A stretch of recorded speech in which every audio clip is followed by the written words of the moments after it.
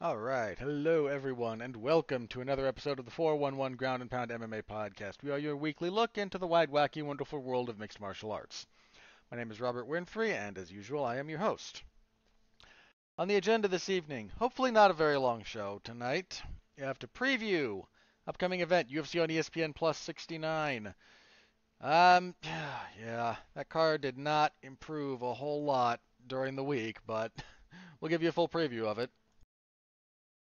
Yeah, full preview of that. And we'll do a little bit of thoughts from the last weekend in combat sports, more or less. Some stuff I didn't get to last week necessarily for a couple of reasons, and some stuff from this week. Not a lot, just a little bit worth talking about. And then some news. There's some news. There's always a little bit of news. So, before we get going, if you would please like, comment, subscribe, share, written review, star rating, whatever's most applicable. And I mentioned share, but I'm going to say it again. Please point people in our direction if you think they'd be interested. That is tremendously, tremendously helpful to the show. Yeah, again, not a whole lot, so let's jump into the event that we'll be talking about. UFC on ESPN Plus 69. Your main event. Main event. Mackenzie Dern and Jan Xiaonan. Just before I go too far with this, hang on, just very briefly. Boy, is the fight poster they put out for this low effort, huh? Put a picture of them standing, both of them have their arms crossed, they're kind of back to back, and then do that stupid swirl effect around the perimeter. It's not good. I mean, the UFC has historically put out some low effort posters. This looks like a cheap early 2000s movie poster. Like it's just not good. I mean, it's not a big it's not a big event. It's not. But the UFC is really letting you know how little they care about it too. That absolutely is going both ways there. All right. Mentioned again, Mackenzie Dern and Jan Xiaonan. That's not a terrible fight. Some of the other stuff in here I'm gonna be talking about, but that's not a terrible fight. You might get the next title challenger out of this. It's hard to say. Strawweight's weird. I mean, you just had one of the worst title fights ever between Rose Namajunas and Carla Esparza. Now Carla's going to be fighting Zhang Weili. And look, man, here's the wonky thing about it. Zhang's probably going to win that fight, right? I mean, I think the only reason Esparza beat Namajunas was because Namajunas had a very... That was more Namajunas losing than Esparza winning. And that fight sucks. It's a terrible fight. But Zhang's probably going to beat Carla Esparza and become champion again and have two losses to Namajunas, whose last fight was so bad that the UFC's probably not going to give her another title shot right away, despite her being, I think, pretty clearly one of the best strawweights in the world, if not the best, depending on your perspective, I suppose. So it's kind of wonky. Again, it's just a mess. Now, Dern's on a, 2 or 3 fight winning streak? Just one. Okay. She had a 4-fight winning streak snapped when she lost that decision to Marina Rodriguez, and then she beat Tisha Torres in her last fight. And Jan on a 2-fight losing streak. Okay, I take it back. I absolutely take that back. Winner of this should not be the next title challenger. The UFC might do it anyway, let me be clear. They might do it anyway. I mean, Jan got stopped by Esparza. Like Carla's only stoppage win in her UFC tenure, more or less. It was a TKO win. That might be her only TKO win in the UFC. In the UFC. Okay, she submitted Rose to win the title, got beat by Joanna. Decision. Some of these are wins or losses, but decision. Stopped by Tatiana Suarez. Decision. Yeah. You are Carla Esparza's only TKO win in the UFC. You are her only TKO win in the last 20 years. Prior to that, you have to go all the way back to 2012 when she beat Lynn Alvarez in Invicta.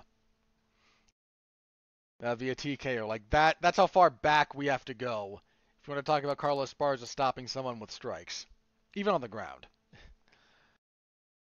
Um, that's nuts. That's legitimately nuts. But I would say that the loser of this is definitively out of the title picture, whereas the winner probably needs one more win. That said, this is also pursuant to who's available. So, and again, the UFC doesn't actually care about meritocracy unless they want to complain about other organizations not having one. Well, Conor McGregor threatens to parachute into another division after not being drug tested for 2.5 years or however long. Sorry. We'll get to that. We'll get to old Conor. So this is this isn't Dern's first 5-round fight, but her last one was not. She lost the fight with Rodriguez. That was 5 rounds. This will be a bit of a test to see how her cardio holds up. She also needs to iron out her striking a little bit and preferably get some better takedown game. Because her jiu-jitsu is... She might have the best, if we're just... Pure jiu-jitsu, she's probably the best in the division, if not the best female fighter in the UFC. Her jiu-jitsu credentials are that good. But she does need a more reliable method of getting the fight to the mat because she's not the best at forcing people to fight on her terms. And that's been a real problem for her. Yan Xiaonan has decent hands, but over 5 rounds, I don't know that Yan's going to be disciplined enough to keep this fight off the mat for enough to avoid being finished or get the win. I might be wrong about that. This is, like I said, this is not a bad fight. It's not a very good main event, but it's not a bad fight by any reasonable stretch of the imagination. I like Dern, but if she hasn't figured some of that out, she could be in for a rough night. We don't have a full bout order for some of these, so I'll tell you when I get out of the fights we have an order for and into just the announced stuff. And if they change the order on me between now and fight night, well, that's on them. All right, your co-main event. I believe this is the co-main event. It's listed as such now, and I don't know what would supersede it. Featherweight, Sadiq Yusuff and Don Shainis. Was this always this fight? This feels like not always this fight, you know? I'm going to double check this. I feel like Yusuff was supposed to fight... Wasn't he supposed to fight Giga Chikadze here? I feel like he was. I wish to check this. No, I think this has always been this fight. Huh. Well, this card has had some pretty serious changes to it again, throughout its time. You know, we were supposed to get Cody Garbrandt and Ronnie Yaya here. That fell apart. Both Yaya and Garbrandt have injuries. Jairzinho Rozenstruik and Chris Daukaus got moved to another event, I think in December. We lost Vince Pichel and Jesse Ronson. Yeah, it's just been a, more typical than not card in the sense of stuff getting shifted around. The UFC likes Sadiq Yusuff. You know, he's only got the one loss in the promotion. That was to Arnold Allen. He beat Alex Caceres earlier this year. This is kind of a setup for him.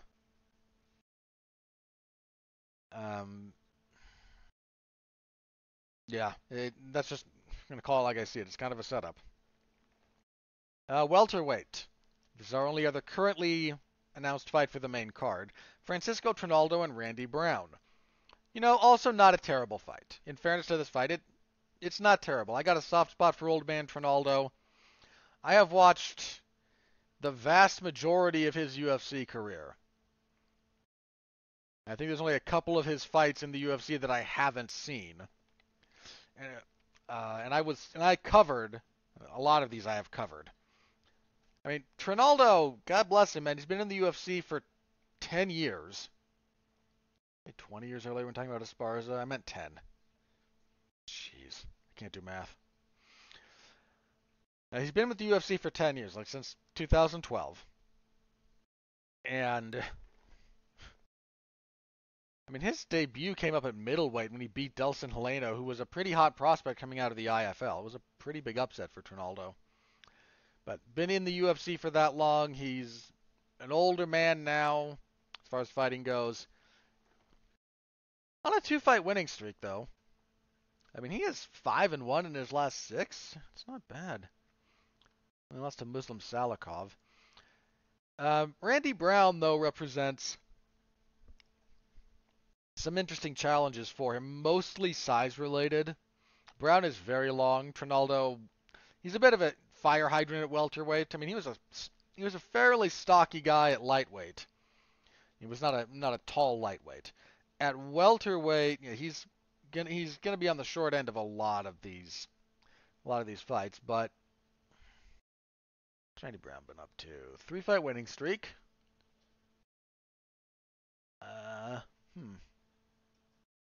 Logically, I should pick Brown here. Let's start with that. Yeah, he's the younger man. He's the bigger man. He's longer. He's got good power. I'm not going to be surprised if Trinaldo pulls this off. He's certainly pulled off surprising finishes and big wins before, but I am going to pick Randy Brown here. I think that range is going to be a problem for Trinaldo. Trinaldo hits hard. He's good about mixing kicks and punches. So again, I'm not discounting Trinaldo's chances here, but where do I lean? I lean towards Brown. As for the prelims, we have Hani Barcelos and Trevin Jones. I'm a pretty... Man, I like Hani Barcelos. He was a guy I thought was seriously underappreciated for a long time. The loss to Timur Valiev hurt. Then he was off for a while, not a full year, but he was off 7 months, give or take. And lost to Victor Henry. That was January of this year. How old is he? He's 35. I like Barcelos. I'm going to pick him, I think. Jones, on a 2-fight losing streak, losses to Said Yakub Kakramanov and Javid Basharat. That Basharat fight was recently. Yeah, it was. I'm gonna pick Barcelos here, but he needs to, for as good as he is, he needs to get back on the winning side of things. At strawweight, we have Tabitha Ricci and Jessica Penne. This was not always Penne. Ricci was supposed to fight Cheyenne Vlismas.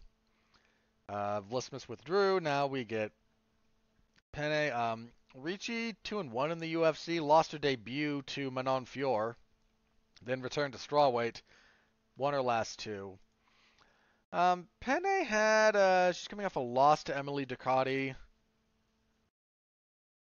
I'm going to pick Ricci, I guess, but I don't know. That's a tough one to pick. Bantamweight, John Castaneda and Daniel Santos. I think this is Castaneda. Yeah, he's 2-1 in the UFC. His loss was to Nathaniel Wood in 2020. Yeah, picking Castaneda here, but let me double check Santos, actually. I might not want to do that. Where are you, Santos? There you are.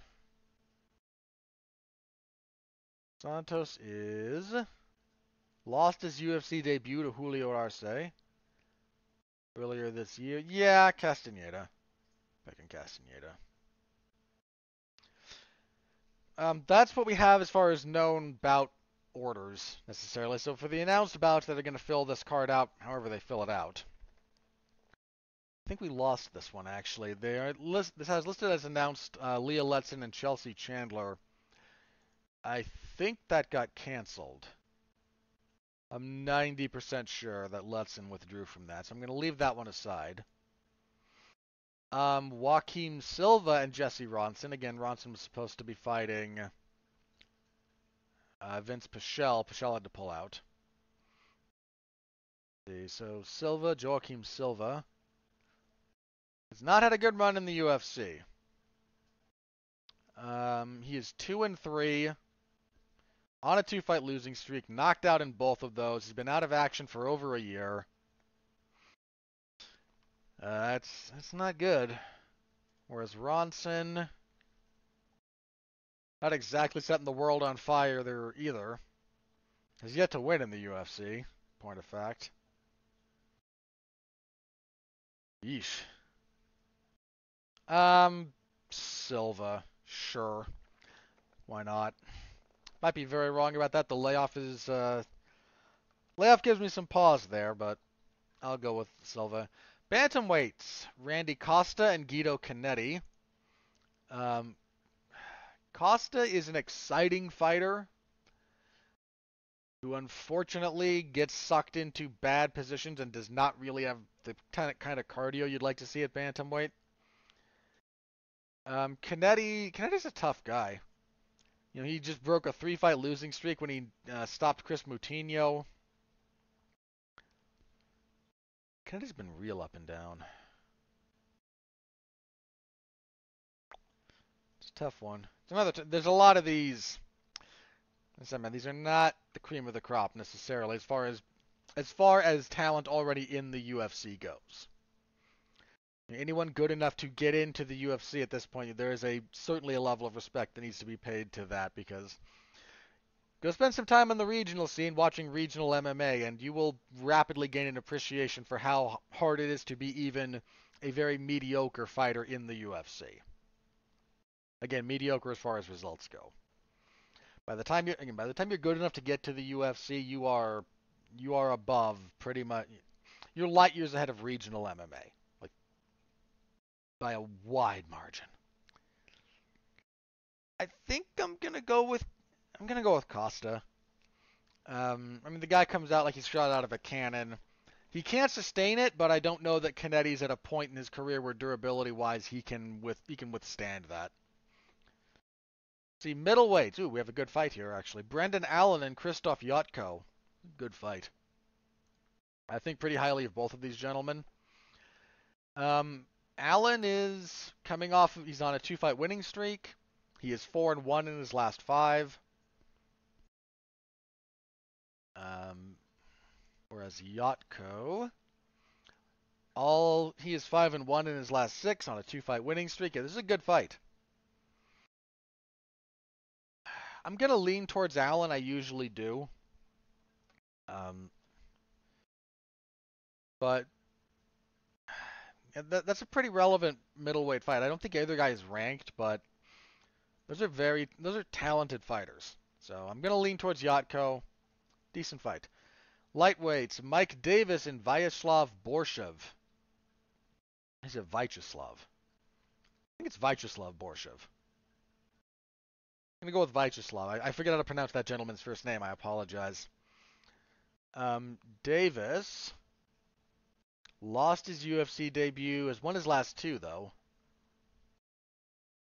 Been out of action for a while.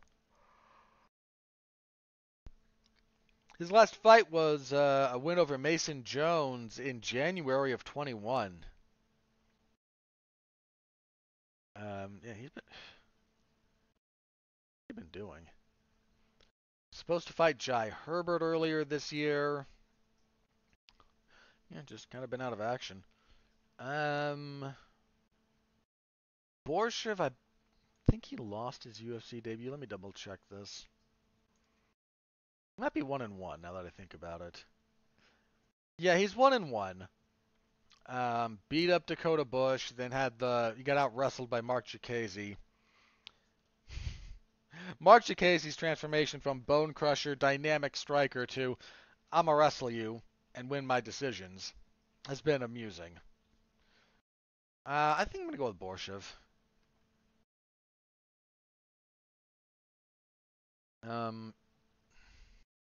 Yeah, I'm going with Borshev here. But in fairness to this fight, that's some potential. Light heavyweights, Maxim Grishin and Philippe Lins.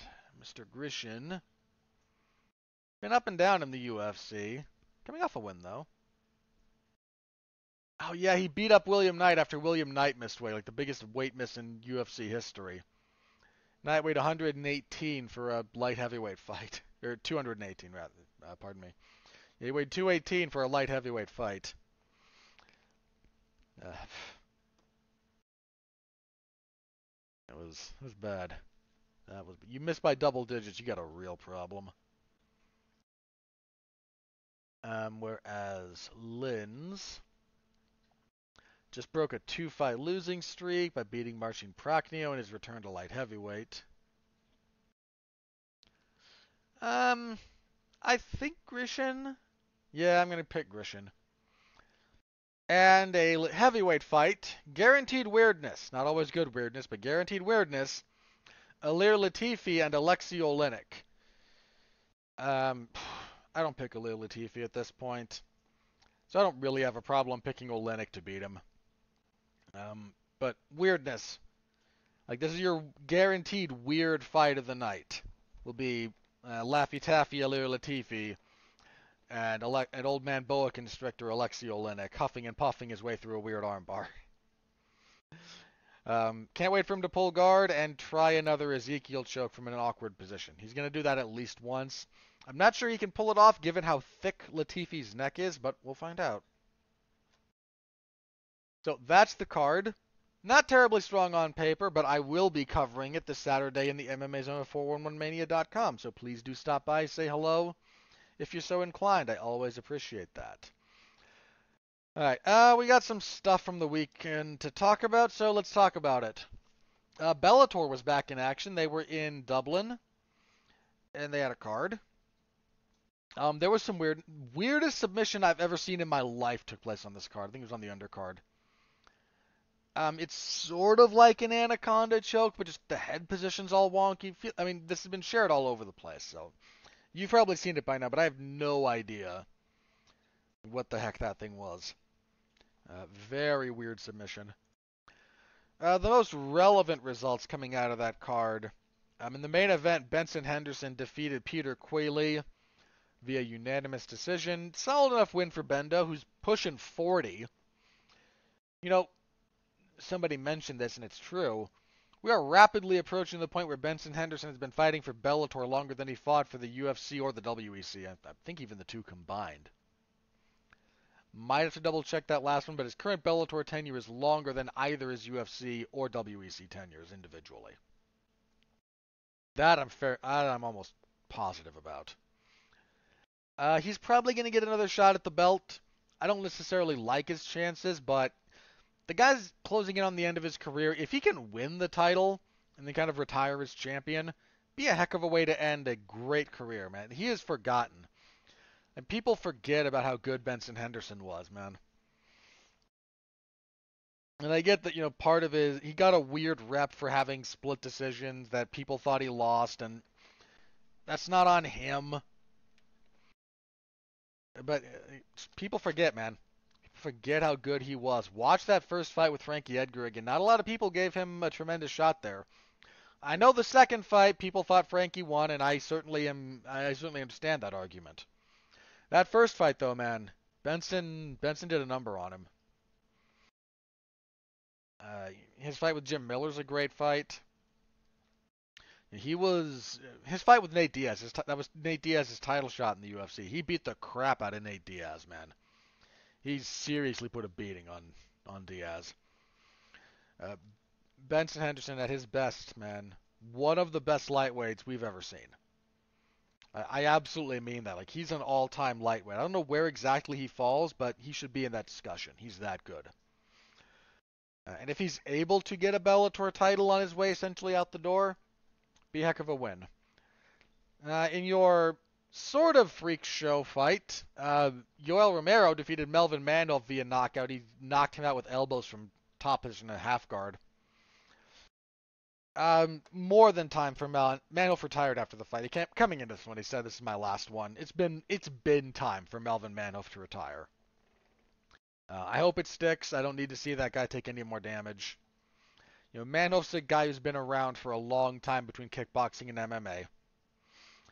And he's taken a lot of damage over the years, but if you never saw Manhoef in his prime, that's one of the scariest guys you could stand across the ring from, man. He was a destroyer. Everyone remembers that Robbie Lawler knocked him out. People forget how badly dude, Manhoef destroyed Lawler up until he got caught with that punch. I mean, he was getting savaged. Manhoef he was one of the scariest guys you could fight. And look up his kickboxing career if nothing else. He did some stuff in kickboxing, man. I wish him the best in retirement. Solid enough win for Yoel Romero. He kind of needed it after his Bellator debut was, well, weird.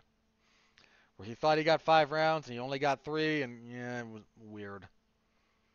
But Yoel Romero, man, still able to put fools to sleep with. I don't know that he's going to be champion, but he's still not someone you want to necessarily fight. He's a dangerous opponent. Also, over this last weekend, Floyd Mayweather had an exhibition fight in Japan with Ryzen, fighting, one of the Asakuras. I want to get the name right.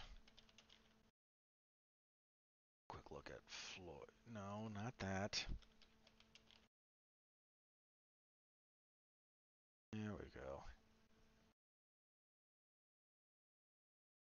Mikuru Asakura.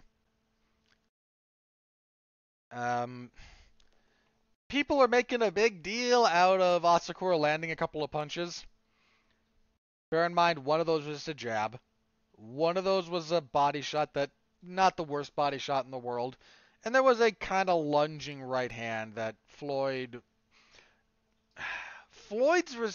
stance on these exhibitions, and he's had a few of them at this point.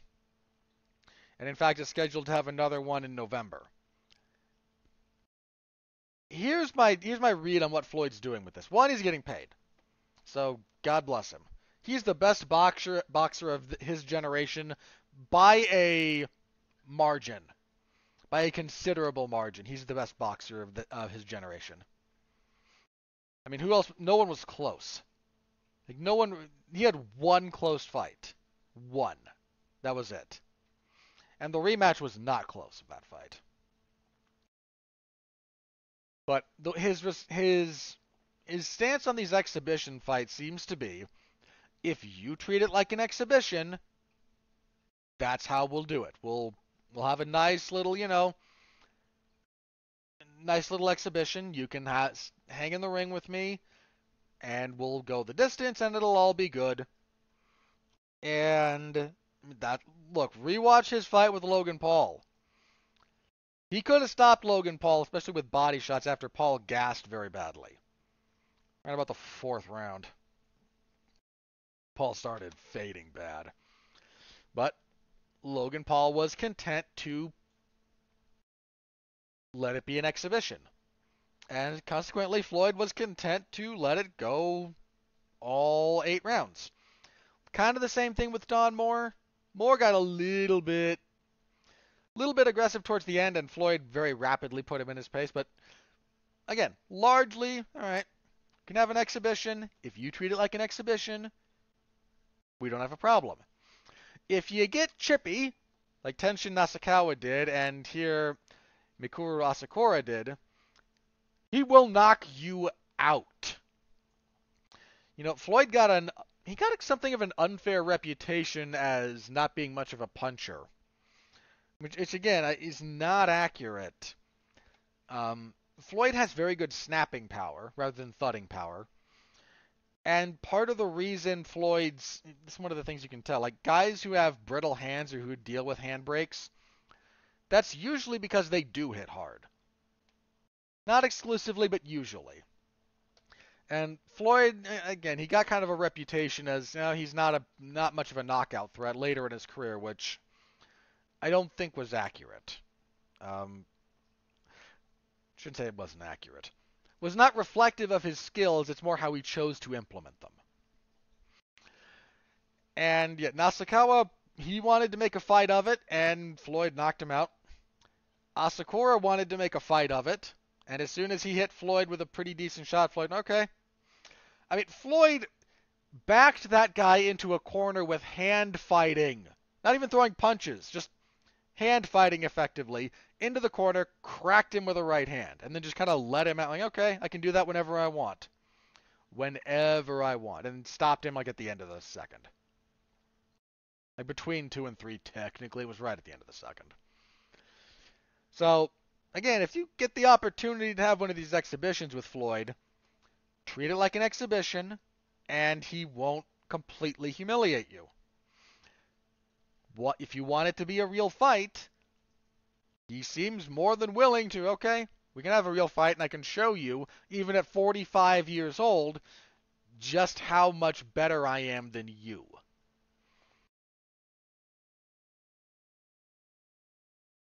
And yeah, that was there anything else that came out of? Not really. So that yeah, that happened.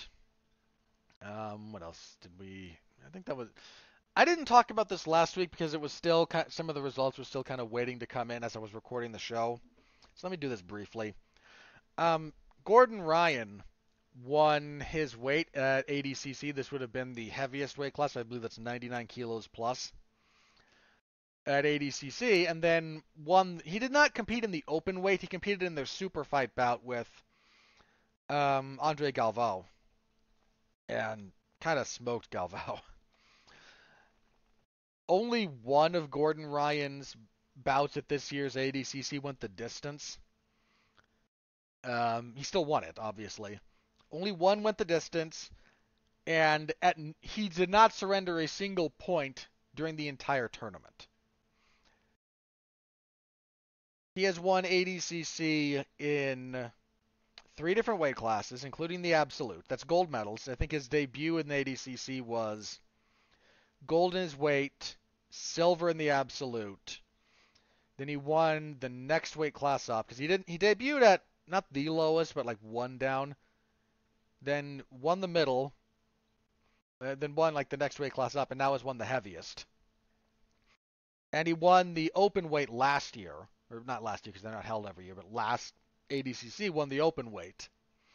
Now wins the heaviest weight category and the super fight. And again, like surrenders no points during the entire thing. Guys, if we're just no-gi grappling, which is all Gordon Ryan competes in, mind you, but no-gi, that's it. That's the guy. That's the best ever. If you want to argue complete grappling like both gi and no-gi, then that muddies the waters a little bit, and fair enough. And that you're changing the category, and I don't even think that's wrong, but I think it is fundamentally changing the category. But just no-gi, yeah, Gordon Ryan is. It's it's not even close. It's not even close. I mean, he had the loss to Vinny Magalesh a few years back, and here's the thing about that. If you look at Gordon Ryan's game at the time, it was a lot more, this is going to be weird to say because he still uses a lot of leg locks, but it was extremely leg lock based. He has shifted, in the wake of that loss, he shifted slightly. He got a lot better at attacking from the back and a lot better at controlling from the back. So, and it's obviously made him that. I mean, if they were to have a rematch, I wouldn't be close. Like, Ryan would smoke Vinny Magalesh nowadays. Um, yeah, it's amazing. It's absolutely amazing what he's doing in no-gi grappling. There's no one that is. I don't know who's close. Like he doesn't have a rival. There's no one who's like. There's no one like him right now. No one who has anywhere near his accomplishments. So, I want to give a shout out to him. What he's doing is amazing. It's just flat out amazing. All right. Let's talk about this very briefly. So, you saw not the results necessarily, some of the results, but USADA is public about their testing, right? Like who they've tested, how many times they've tested them. I don't think they've tested Conor McGregor since his fight with Poirier. I don't know if they tested him too much before that. I forget the specifics, but he's not been tested. He's not been tested since. Now, in fairness to this, in the immediate aftermath of that fight with Poirier when his leg broke, there's medical treatments for that are going to require a steroid regimen. Now, people get this confused all the time because not all steroids are performance-enhancing drugs in the way that you think of them. We use steroid as a catch-all term, and it's been talked about before, but in kind of in kind of parlance, steroid is a catch-all term for performance-enhancing drugs, which is not accurate. I mean, most of the time we're talking about PEDs and steroids, we're talking specifically about anabolics, not other kinds of steroids. And even anabolics have a ton of medical use. When you have a broken bone, or it's usually, especially a bad break, if there's surgery involved, a steroid regimen to aid in the healing and recovery process is pretty standard procedure. I mean, professional wrestlers for a while, like Edge talked about this and got a little bit of flack for it. But he mentioned, like, yeah, the first time I broke my neck, as part of my recovery, I was on steroids. Now, people then immediately went, oh, don't you understand? All the wrestlers, they're all on the gas, and yeah, most of them are. One, I don't care. Two, these things exist for medical reasons.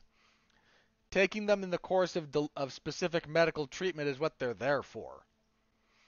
So if some of this, in terms of him not being tested, was, okay, we know you're recovering from major injury, consequently, we're not going to drug test you for a while. Like, there's a degree of that makes sense, but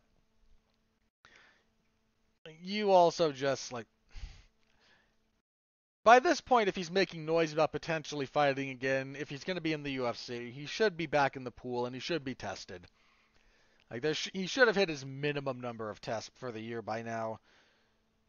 But who the heck knows? Like, the entire relationship between the UFC and USADA it's weird. And it gets weirder the more you look at it and the longer it goes on.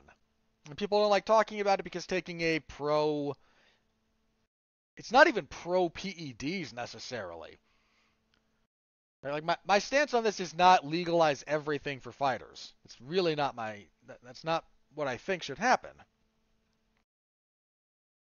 But I do think that, I think some of what USADA does, how they go about it, is weird, draconian, and invasive. I think the fact that this was forced onto fighters without their input or consent is should be of something of dubious legality and is horrible ethically.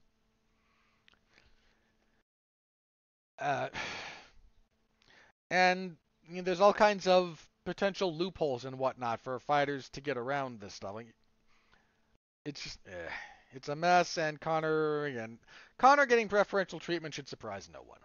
Just put it like that. All right. Also, as far as news goes, let's see. Oh yeah, Eddie Alvarez has parted ways with one championship. He, was there for a little bit, had some good fights. But he is now moving on to other things. Don't know what that'll be. Might go back to Bellator. I don't know what his relationship is with Scott Coker, but he last fought for Bellator when Bjorn Rebney was still running things, and that relationship was very sour by the time he left. But Coker, Scott Coker is not Bjorn Rebney. He might make a play for the PFL, try to win one of their tournaments. I mean, dude, if you got Eddie Alvarez and Shane Burgos in a PFL tournament match or a final, like, tell me Alvarez and Shane Burgos wouldn't be great. You can't tell me that fight wouldn't rule. He might be looking at going into boxing. He hinted at that. I don't know that there's a tremendous amount of money there for him. Could be wrong. The top of box, it's weird. Like, the people who do the, MMA, MMA pays better than boxing, that's not true. Not at the top end. It's not even true at the low end, with the following caveat. If you limit your discussion about lower end fighting to the UFC, then yes. The lowest end of the UFC, which is like 10 and 10 or 12 and 12, depending on what you get coming off the Contender Series, which is usually 10 and 10. Again, I forget exactly which one of those it is, but it vacillates a little bit between those 2 points. That's more than a low-end boxer will make. But if you're comparing like low-end boxers, you shouldn't be comparing them to low-end UFC fighters. You should be comparing them to regional MMA, where no, boxers actually do tend to make a little bit more. There's a weird spot in the middle. Like if you look at kind of the upper middle class of UFC fighters versus the upper middle class of boxers, the upper middle class of UFC fighters make more. By the time you get to, the main event, it's not close. Like, you know, boxers are making tens of millions of dollars a fight. MMA fighters might make tens of millions of dollars in their career. Didn't Canelo make like 30 million for that third fight with Triple G? I want to say it was something like that. Yeah, and that 30 million is more than the UFC will pay for like any two like full fight cards. Might even be 2 full pay-per-view fight cards. 3 million. I actually might take that bet. Like you'd have to go like pay-per-view card by pay-per-view card. But it's certainly more than any one pay-per-view card that the UFC pays out in totality, pretty much. Like the UFC will not spend $30 million paying their entire what was the last one? UFC 279 or UFC 280? Like pick one of them. Take 278. And it was headlined by Usman and Edwards. I very much doubt the UFC paid 30 million to all of the fighters on that card in totality. I very much doubt it. So, again, at the top end, there's no comparison. And I don't know that Alvarez has enough of a name to kind of command a celebrity-style boxing match. I just don't know. But whatever he wants to do, whatever he's able to do, I wish him well. Eddie's given us truly special fights for a long time. If you haven't seen his first fight with Michael Chandler, there's a very real argument, and I tend to think it's true. That's the best fight in Bellator history. That guy's been putting on barn burners for a long time. So whatever he does next, I wish him luck. Nate Diaz is still playing the field. Shared some photos of him with, Triple H and Stephanie McMahon. So he's, maybe I'll dabble in pro wrestling. He's not gonna. If he dabbles, it'll be for an appearance or two. It's not gonna be to do anything full time. Like there's just no way. That's not a thing he would like to do long term. I'd bet money on that. There's a lot of, the big speculation he's going to box one of the Paul brothers, which makes sense. I don't know which one, but could be either. Man. The boxing world is, if you get inside the boxing bubble a little bit, there's a lot of people who are not respecting it. This is related to Jake Paul, so give me a sec here. A lot of people are expecting Jake Paul to just handle Anderson Silva because Anderson Silva is an old MMA fighter coming into boxing. They did not watch or give a lot of respect to his fight with Julio Cesar Chavez Jr. And if you're in boxing for a long time, Junior burned every bridge imaginable in boxing. But there's a lot of discount of Anderson that is not due. And is frankly a little bit, I don't know if they're just desperate to kind of continue downplaying Jake Paul, and they won't give him credit no matter what he does, so they're getting out ahead of it by saying, well, he beat another old washed MMA fighter, and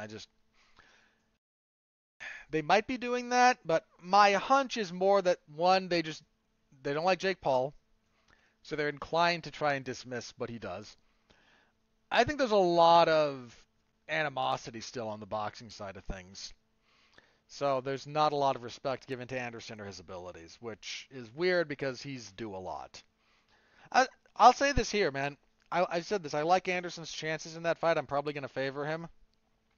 If Jake Paul beats Anderson Silva, that's his best boxing win by a decent margin and would be that'd be impressive, man. Like knocking out Tyron Woodley, it was a good knockout. It was a brutal knockout. The fight up until that point sucked. And I thought he beat Tyron the first time, like the fact that it was scored the way it was. Uh, it was just weird. Um,